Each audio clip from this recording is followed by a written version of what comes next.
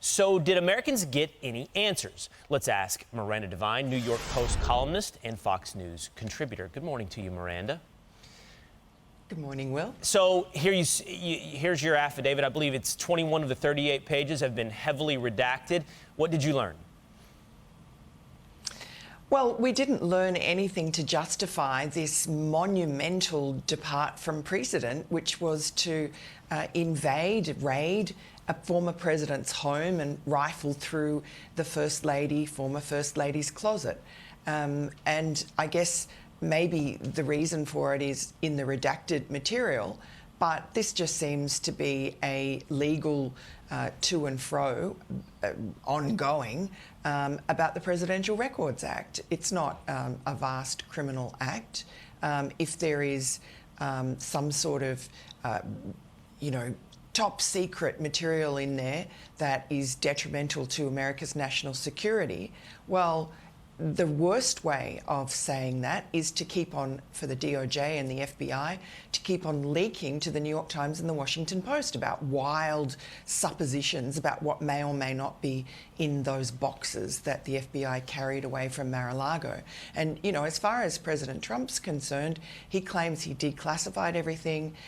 Devin Nunes is saying that this is all to do with the Russia collusion hoax and the fact that Donald Trump wants to ensure that that material is preserved and that history realises how the FBI was weaponised against his administration and crippled his presidency. So I think it's very disturbing that there doesn't really seem to have been a good reason to take this extraordinary step. And we see all over the FBI is targeting Trump people. We have Trump's former personal attorney, Rudy Giuliani, was raided by the FBI in the early morning. All his devices are seized. A year later, they were returned to him. And the New York Times was told, not him, the New York Times was told that there will be no indictment of him. And they spied on him for 2 years. And it's extraordinary. And there are other people, James O'Keefe, the Project Veritas journalist, also raided, no charges. Victoria Tensing and Joe DeGeneva, attorneys, raided, no charges. It costs people enormous amounts of money, enormous stress, damage to their reputations. And why is the FBI doing this? Is it to intimidate? Is it to unethically surveil people in order to surveil Trump and continue that spying on the president that has gone on since the beginning of his presidency? Right. Really quickly, Miranda, before we run out of time, I wanted to ask you about this. You've been all over the Hunter Biden story, and now Mark Zuckerberg has told Joe Rogan on his podcast that the FBI directed the censorship of quote-unquote Russian disinformation. Your thoughts?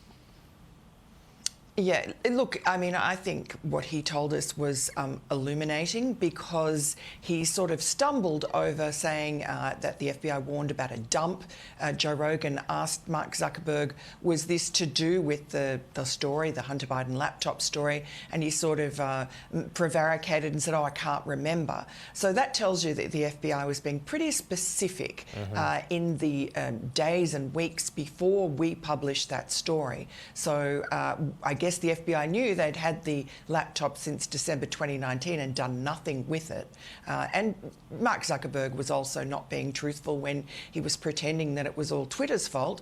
Facebook was the first one to suppress our laptop story on the very morning that we published. A few hours after we published, their communications manager, Andy Stone, a former Democratic operative, came out on Twitter and said that they were basically going to stop the spread of our story pending fact-checking, which was done, Mark Zuckerberg now tells us, within 5 to 7 days, but wasn't told to anybody for 22 months. So Facebook and Mark Zuckerberg left that cloud hanging over the New York Post for almost 2 years. Yeah, and it would be fascinating to find out exactly who those independent fact-checkers are so that we can know about their credibility going forward. Miranda Devine, great to talk to you this morning.